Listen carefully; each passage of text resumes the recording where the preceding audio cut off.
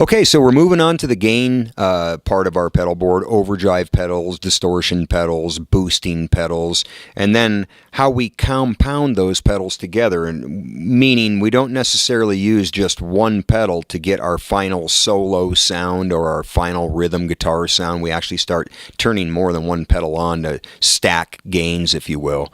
So first of all, I'm going to strum my guitar so that your ears can acclimate to no overdrive, no anything turned on. This is just the 65 Pro. This is a 65 Deluxe Reverb, and they're running dual mono. Here you go.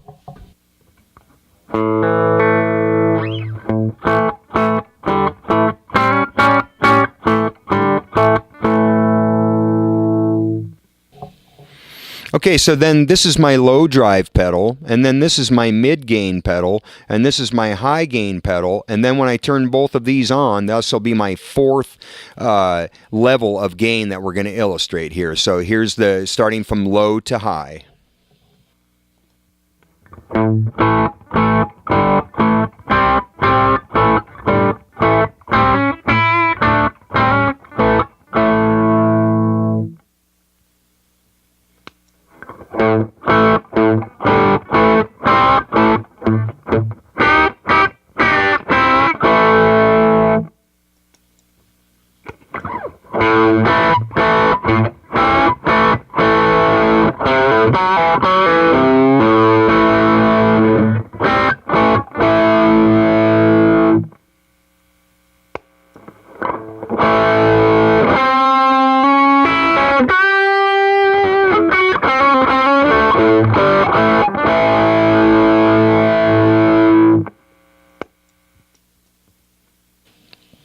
Okay, so that's with no boost pedals at all. That's just pure one pedal at a time until I got to the last part of my orange pedal, and then that has a low gain and a high gain, and then you turn them both on and you get a whole bunch more.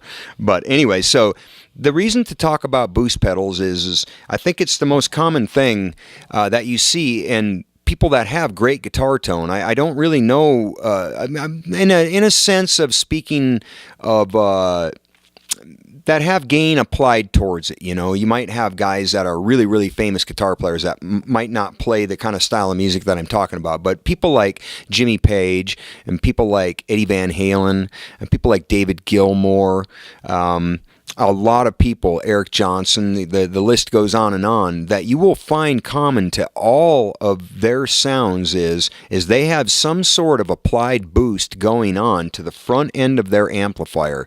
A lot of the people that I had named prior, their original sounds, like Van Halen 1 record, you know, the original Plexi that was recorded on, that's not a master volume amplifier. You know, those things are turned up until they become bone-crushing loud and they get that incredibly great creamy tone.